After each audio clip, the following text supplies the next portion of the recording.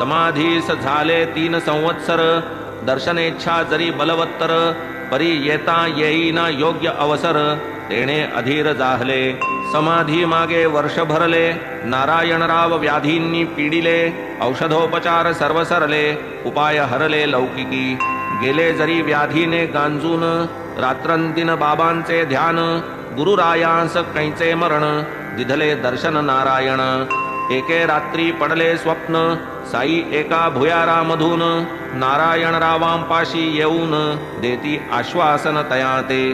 काळजी काही न धरी मनी, उतार पडेल उद्यापासूनी, एक आठवडा संपता क्षणी, बसशील उठूनी तू स्वये. असो मग 8 दिवस लोटले, अक्षरे अक्षर प्रत्यंतर आले, नारायणराव उठून बैसले, अंतरी झाले अनिवार. ऐसेच काही जाता दिवस, आले नारायणराव शिर्डीस, समाधीचे दर्शनास.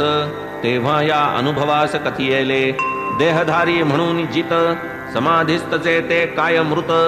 साई जनन मरणातीत, सदा अनुस्यूत स्थिरचरी.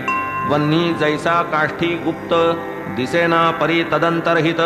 घर्षण प्रयोगे होई प्रदीप्त, तैसाच भक्तार्थ हा साई.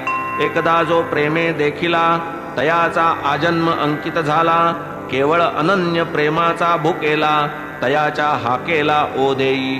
न लगे तयासी स्थळवा काळ, उभा निरंतर सर्व काळ.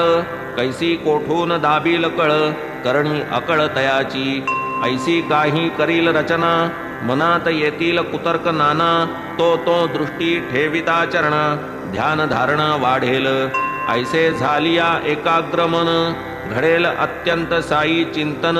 हेच हा साई घेई करवून, कार्यही निर्विघ्न पार पडे.